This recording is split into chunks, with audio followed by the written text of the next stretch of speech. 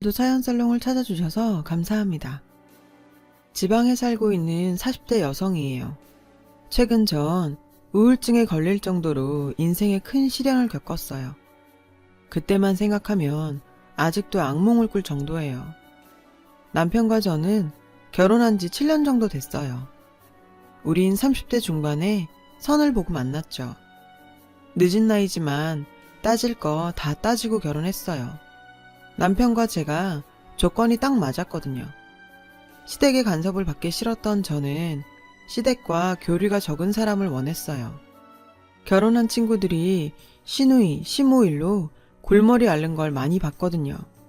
정말이지 끔찍해 보였어요. 남편은 월급이 많지 않은 중소기업에 다니는 사람이라 경제력이 있는 여자를 원했어요. 결혼 후에도 밖에 나가서 일하는 사람이 좋다고요. 자기 혼자 가장이 되기는 싫다더군요. 솔직히 남편은 저에 비해 연봉도 적고 상대적으로 덜 알려진 회사에 다녀요. 회사 이름을 말해도 아는 사람을 손꼽을 정도죠. 저도 처음 만났을 때 남편한테 설명을 듣고서야 알았을 정도니까요. 반면에 저는 20대 중반에 대기업에 취직해서 진급을 거듭해 왔어요. 제 입으로 이런 말 하기 뭐하지만 제가 능력이 좀 돼요. 남편보다 월급도 훨씬 많이 받고요. 분기별 보너스도 꽤 받기 때문에 명절에 엄마 명품백 사드릴 능력 정도 된답니다. 그렇다고 사치를 하는 성격은 아니에요. 지금까지 받은 월급의 절반은 꾸준히 저축을 했을 정도니까요. 능력도 능력이지만 따지고 보면 다른 동기들 결혼할 때 일하고 육아할 때 일한 결과였어요. 알아놓을 정도 아니면 결근하는 일이 없을 정도로 주변에서 지독하다는 소리를 듣고 살죠. 솔직히 30대까지는 회사까지 관두고 결혼하는 사람들이 이해가 안 갔어요. 근데 30대 중반쯤 되니 달라지더군요. 남자친구는 둘째치고 만날 친구도 없다 보니 그런가 봐요. 친구들은 애 키운다고 눈코 뜰 새 없이 바쁜 데다 만나도 지들끼리 아가와 시모, 시누이 얘기만 해대는데 낄 틈이 없더라고요. 그런 만남이 이어지다 보니 소외감이 들기 시작했죠. 그나마 자주 만나는 친구라곤 얼마 전 이혼한 수기뿐이에요. 수기는 결혼하고 3년 만에 이혼을 했어요. 결혼할 때만 해도 변호사 남편 만났다고 주위 친구들이 많이 부러워했어요. 결혼도 호텔에서 했고 사회자로 유명 개그맨까지 섭외했고요. 근데 위자료도 못 받고 합의 이혼했다는 거 보면 수기한테 책임이 있는 것 같았어요. 자기도 쪽팔리는지 말 안 하더라고요. 아무리 친해도 억지로 물어보기 좀 그랬고 언젠가 수기가 솔직하게 말해줄 거라 생각했어요. 주변 친구들 중에는 20에 결혼해서 애 셋 낳고 사는 친구도 있고 수기처럼 이혼한 친구도 종종 생겨나긴 했지만 친구들이 사는 걸 보니 저도 좀 생각이 달라지더라고요. 그제서야 저도 결혼해야겠다 생각이 들었어요. 그때 저희 남편을 만난 거죠. 외모도 평범하고 무던한 사람이라 좋았어요.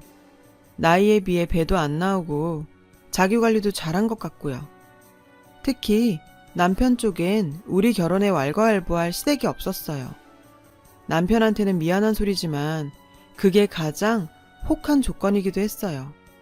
남편 아버지는 어릴 때 도망갔다고 했어요. 초등학교도 들어가기 전에 바람나서 집 나간 이후로 얼굴 한번 본 적 없다더라고요. 사춘기 때 같이 찍은 사진도 다 태워서 사진 한 장 없고요. 그래서 남편은 할머니 손이 컸다고 하더군요. 어머니는 남편이 중학생 때 재혼해서 새 가정을 차렸다더라고요.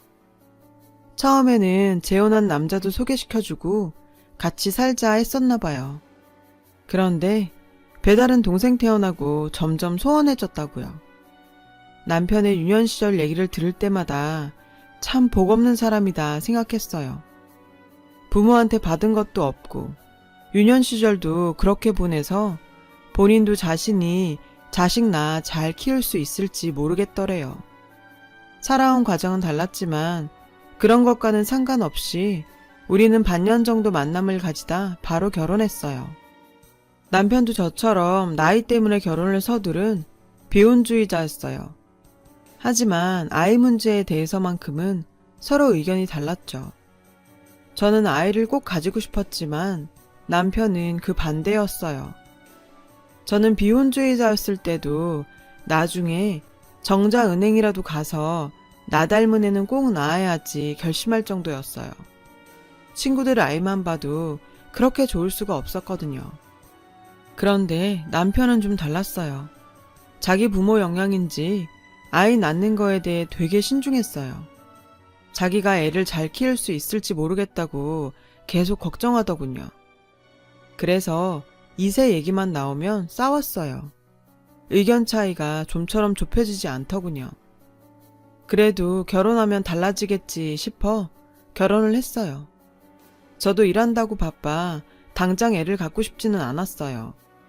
몇 년 기다리면 생각이 달라질까 싶었죠. 남편을 설득할 자신도 있었고요. 딩크족 아시죠? 애 안 낳고 부부 둘이 사는 가정이요. 그렇게 저희는 딩크족처럼 몇 년을 살았어요. 그런데 시간이 갈수록 초조해졌어요. 결혼할 때도 이미 노산이긴 했지만 더 늦어지면 몸이 안 따라줄 것 같았거든요. 남편 몰래 냉동 난자, 냉동 정자 방법도 알아보던 중이었죠. 그래서 저는 남편 모르게 임신 준비를 하기로 했어요. 저희 엄마는 용하다는 한의원 가서 부부한약도 지어 오셨고요. 물론 남편한테는 기력 좋아지는 약이라고 거짓말했어요. 부부한약이라고 말하면 싸울 게 뻔했거든요. 전 이런 고민을 절친인 수기에게 자주 했어요. 가정이 있는 친구들은 이런 고민을 이해하지 못할 테니까요. 마침 수기가 이혼 후 저희 옆 동네에 이사를 왔거든요. 엎어지면 코 닿을 거리라 퇴근 후 우린 자주 만났어요. 가끔 호프집에서 남편과 셋이서 맥주를 마실 때도 있었고요. 수기는 쿨한 성격인데다 이성한테 끼를 부리는 여우 같은 애도 아니었어요. 그래서 저도 마음 편히 다 같이 놀았죠. 가끔 둘이 저보다 더 잘 맞는 것 같아서 조금 질투가 나기도 했지만요. 그래서 한 번은 남편한테 이런 말을 물은 적도 있어요. 자기, 만약에 결혼 안 했으면 수기 같은 여자는 어떨 것 같아? 그랬더니 남편은 자기 취향이 아니라고 하더군요.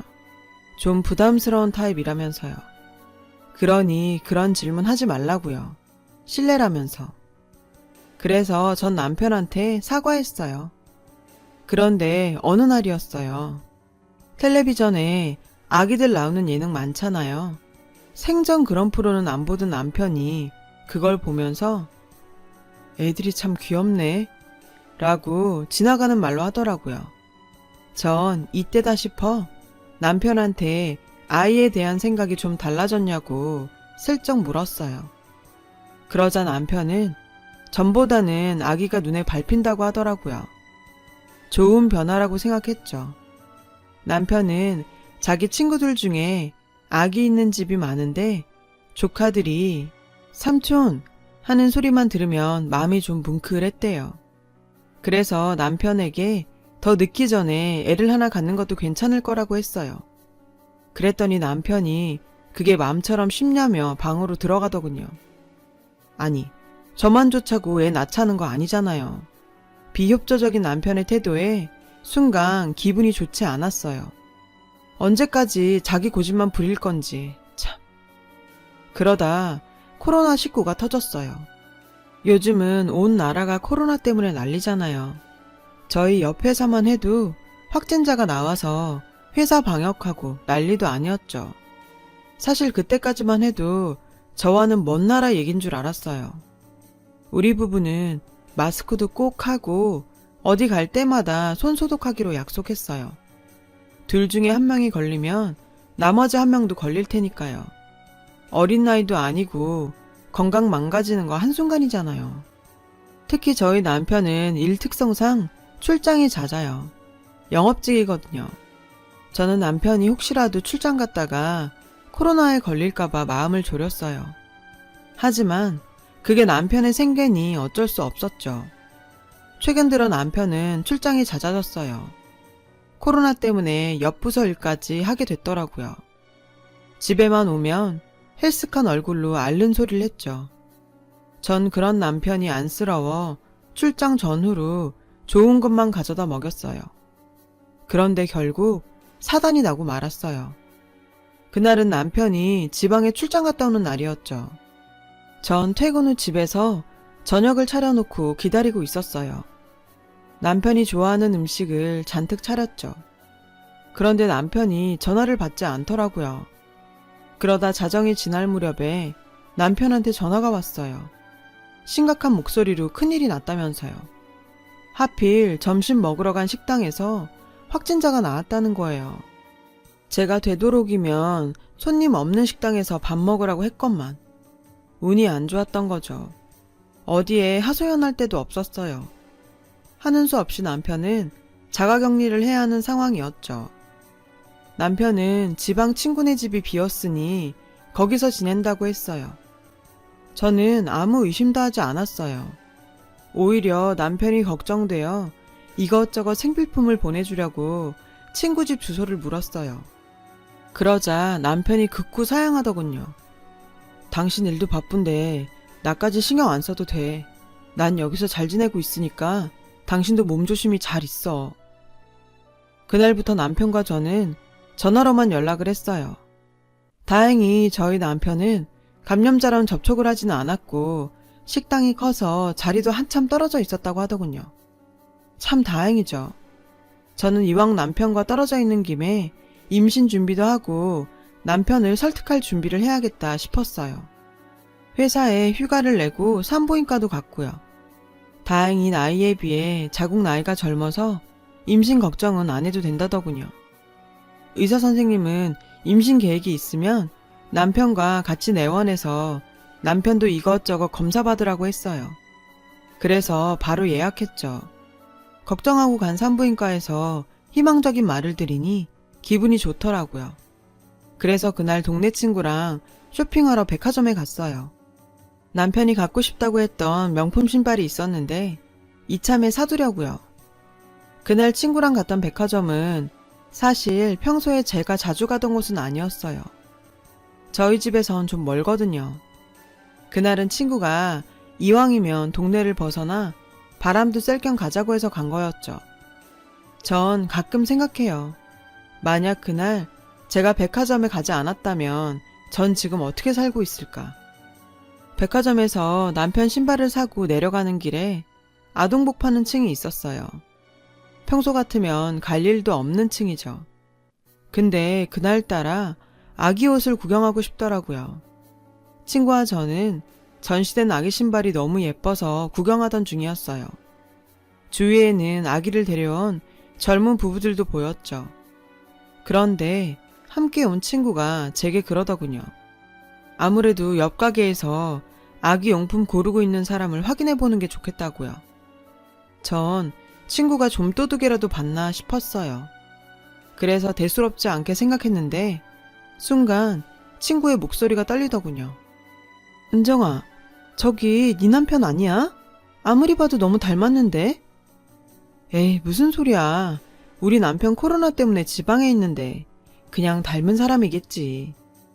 전 친구가 무슨 시덥잖은 소리를 하나 했어요.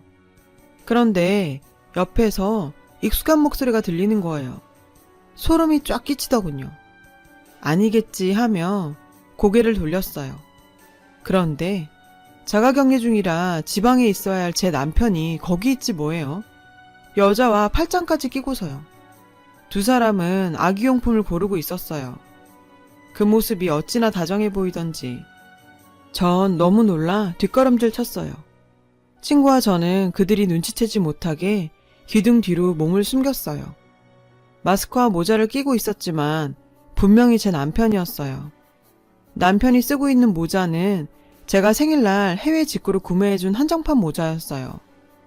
기가 찬 나머지 저는 아무 말도 하지 못했어요. 멍하니 서서 계속 쳐다볼 뿐이었죠. 저를 못 봤는지 두 사람은 애정행각까지 벌이더군요. 그러다 제 친구가 참다 못해 남편한테 야! 하고 소리 질렀어요. 그때서야 남편은 친구와 절 발견했죠. 마치 못 볼 걸 본 사람처럼 표정이 일그러지더군요. 남편은 여자를 데리고 황급히 도망을 쳤어요. 제가 말을 붙일 시간도 없이요. 어이가 없더군요. 도무지 이게 무슨 상황인지 분간이 가지 않았어요. 그 둘이 아무 사이도 아니라면 저를 보고 도망갈 리가 없잖아요. 머릿속에서 오만 가지 생각이 지나가더군요. 순간 현기증을 느꼈어요. 그 바람에 하마터면 쓰러질 뻔했죠. 다행히 친구가 급히 정수기에서 물을 떠다 주어서 정신을 차릴 수 있었어요. 심장이 터질 것 같이 뛰었어요. 친구가 저한테 정신 차리라며 남편과 같이 있던 년 얼굴을 봤냐고 묻더군요. 전 고개를 가로저었어요. 검은 모자와 마스크로 꽁꽁 싸매고 있어서 얼굴을 볼 수 없었거든요. 친구는 남편과 같이 있던 여자를 잡아서 얼굴 봐야 된다고 절 잡아 끌었어요. 그 말에 정신을 차리고 보니 저 멀리 남편과 그 여자가 주랭랑을 치는 게 보이더군요. 망설였어요. 솔직히 두려웠거든요. 굳이 제 눈으로 보지 않아도 될 광경을 목격하고 싶진 않았어요. 이대로 가다간 정말 돌이킬 수 없을 것 같았거든요. 하지만 그때 친구가 제 어깨를 잡고 흔들더군요. 피한다고 피할 수 있는 게 아니야. 친구 말에 정신이 번쩍 들었어요. 전 없는 힘 있는 힘을 쥐어 짜봤어요. 그리곤 마치 영화 속 추격 장면처럼 저와 친구는 그들을 뒤쫓았죠. 하마터면 놓칠 뻔했지만 다행히 지하 주차장까지 쫓아갈 수 있었습니다. 그런데 꽁꽁 싸맨 채 제 남편 뒤에 숨어있는 그 여자의 모습이 왠지 낯이 익더라고요. 얼굴을 가려서 정확히 누군지는 감이 안 잡혔지만 당신이 왜 거기 있는 거야? 남편이 도리어 제게 묻더군요. 전 어이가 없어서 크게 웃었어요. 자가격리? 지금까지 그런 거짓말을 하고 새살림이라도 차리셨어? 애도 없는 사람이 왜 아기용품점에서 나와? 그러자 남편은 손사래를 치며 말했어요. 아니야, 오해야. 무슨 오해? 전현이랑 무슨 사이야? 아니야, 이 사람은 잘못 없어. 이 사람 건들지 마. 오해는 무슨 놈의 오해. 전 지금까지 남편의 출장들도 의심됐어요. 내가 알던 사람이 아닌 것 같았죠. 남편 놈은 오해라고 하면서도 아무런 변명도 않더군요. 제 친구가 남편을 잡고 있는 사이 저는 그 여자에게 달려들어 모자를 벗겼어요. 그런데 이게 무슨 일인가요? 제 남편과 있던 그 여자는 제 베프인 숙이었어요. 배를 부여잡고 뻔뻔하게 저를 노려보는 거 있죠. 기가 차서 말이 안 나오더군요. 상상도 못할 조합에 저는 그대로 주저앉았어요. 어디 만날 남자가 없어서 친구 남편을 건드려요. 부끄러운 건 아는지 숙이는 바닥에 떨어진 모자를 주워 쓰고는 남편과 함께 차를 타고 달아났어요. 저는 정신이 나간 상태로 집으로 갔죠. 남편과 숙이에게 전화를 수십 통이나 걸었지만 단 한 통도 받지 않더군요. 숙이 집에 찾아갈까 싶었지만 그 둘이 살림 차린 꼴을 제 눈으로 보고 싶지는 않았어요. 숙이 집에 놀러 가려고 할 때마다 이것저것 핑계대면서 거절할 때 의심했었어야 했어요. 그냥 숙이 말을 고지곧대로 믿은 게 잘못이었죠. 그 곰 같은 년이 여우같이 그 집에 남편을 끌어들였다고는 상상도 못했어요. 며칠 후 남편이 집으로 돌아왔어요. 무릎을 꿇더군요. 미안하다면서요. 저는 당장 숙이와 헤어지라고 했어요. 이혼해줘. 숙이가 내 아이를 임신했어. 뭐? 이혼? 임신? 나랑은 애 안 갖겠다더니 지금 당신이 무슨 짓을 했는지 알기나 해? 애써 외면하던 사실이 들어맞는 순간이었어요. 주차장에서 숙이가 배를 잡고 저를 째려봤을 때 어느 정도 예상은 했지만 막상 남편 입으로 들으니 하늘이 무너지는 것 같았어요. 알고 보니 둘이 하루 이틀 만난 사이가 아니더군요. 만난 지 꽤 오래된 사이였더라고요. 제가 숙이를 남편에게 소개해준 날부터 눈이 맞았다고 하니까요. 삼류 막장 드라마에나 나올 법한 일이잖아요. 저한테 이런 일이 생길 줄은 꿈에도 몰랐어요. 게다가 다른 여자도 아니고 제일 친한 친구인 숙이라니. 두 사람의 뻔뻔함이 증오스러웠어요. 사람이 어떻게 그런 짓을 할 수가 있나요? 더 이상 내 남편, 내 친구로 안 보였어요. 그냥 사람 탈을 쓴 짐승같이 느껴졌죠. 게다가 자가격리? 애초에 감염자가 방문한 식당에 간 적도 없다더군요. 그 애가 임신한 사실을 알게 돼서 축하 파티를 해야 돼서 자가격리라는 자작극을 벌린 거였죠. 제가 병원 다니며 임신 준비할 동안 남편은 제 친구년이랑 살림 차리고 있었던 거예요. 히히덕거리며 다녔을 두 년놈을 생각하면 화딱지나요. 전 남편한테 물었어요. 언제까지 나한테 둘의 관계를 속일 생각이었냐고요. 설마 애 낳고도 속일 생각이었냐고. 돌아온 대답은 정말 가관이었어요. 수기가 내 애 가졌다는 거 알면 당신이 찾아가서 난리칠 게 뻔하니까 얘기 안 한 거야. 당신 때문에 유산이라도 됐으면 어쩔 뻔했어? 어차피 애 태어나면 호적 정리도 해야 돼서 말할 생각이었는데 당신이 조금 일찍 안 것뿐이야. 적반하 정도 유분수지. 뚫린 입이라고 잘도 짓거리더군요. 솔직히 저는 남편이 최소한의 양심이라도 있다면 무릎 꿇고 한 번만 봐달라고 자기가 잠깐 미쳤었다고 용서를 빌 줄 알았어요. 그런데 뭐가 어쩌고 어째요? 저는 이혼은 절대 안 해주겠다고 했어요. 호적 정리? 제 알 바 아니죠. 둘 사이에 낳은 자식이 아빠가 없든 학교를 못 가든 제 알 바 아니잖아요. 불륜 주제에 어디서 뻔뻔하게 이혼을 요구해요. 제가 알게 된 이상 더 이상 속일 필요도 없다며 남편은 짐을 싸서 나갔어요. 생각할 시간을 갖는 게 좋겠다면서요. 며칠 후 남편한테 연락이 왔어요. 할 말이 있다며 회사 앞에서 보자더군요. 약속 장소에 가보니 남편과 수기가 같이 앉아 있더군요. 남들이 보면 둘이 부부인 줄 알 정도로 다정해 보였어요. 당장 달려들어 수기의 머리를 쥐어 뜯고 싶었지만 소란을 피웠다가 회사 사람이라도 마주칠까 참았어요. 이래서 일부러 회사 앞에서 보자 했나 싶더라고요. 주차장에서 마주친 이후 수기를 보는 건 처음이라 무슨 말을 할지 궁금하더군요. 최소한의 양심이 있다면 제게 미안하다는 말 한마디는 할 줄 알았어요. 그런데 돌아오는 말은 우리 씩씩이 곧 3개월이야. 너도 남의 애 키우자고 결혼한 건 아니잖아? 깔끔하게 이혼해줬으면 좋겠다, 은정아. 결국 이 사단으로 남편과 저는 이혼을 했어요. 직접 보고 나니 배신감에 치가 떨려 하루도 같이 살기 싫더라고요. 저는 이혼 위자료로 아파트와 자동차를 요구했어요. 남편은 억울해했지만 수기가 이혼을 종용한 탓인지 순순히 다 내놓더군요. 얼마 후 제 남편과 그년이 결혼한다는 얘기를 친구를 통해 전해 들었어요. 마음 같아선 식장에 가서 다 업고 싶었죠. 하지만 그런다고 저한테 남는 게 뭐 있겠어요. 더러운 인간들 얼굴 안 보는 게 이득이라고 생각했어요. 그래서 전 그저 제 일만 열심히 했어요. 아픔을 잊고 싶어서 더더욱. 그런데 세상에 정말 권선징악이라는 게 있는가 봐요. 지인한테 남편과 수기의 소식을 우연히 듣게 되었거든요.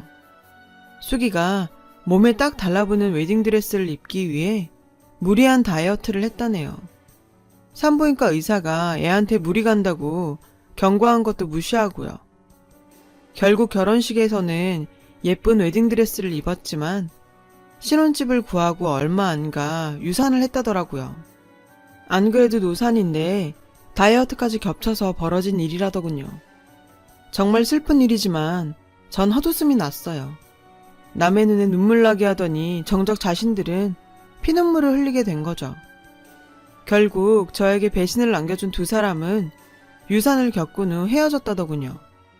혼인신고서에 인주가 채 마르기도 전에 갈라선 거예요. 망신도 이런 개망신이 없죠. 글쎄 더 기가 차고 어이가 없는 건요. 남편이 저한테 연락을 했다는 거예요. 회사에 자가격리를 한다고 거짓말을 하곤 불륜을 저지른 게 소문이 났다며 저보고 와서 자길 변호해달라고요.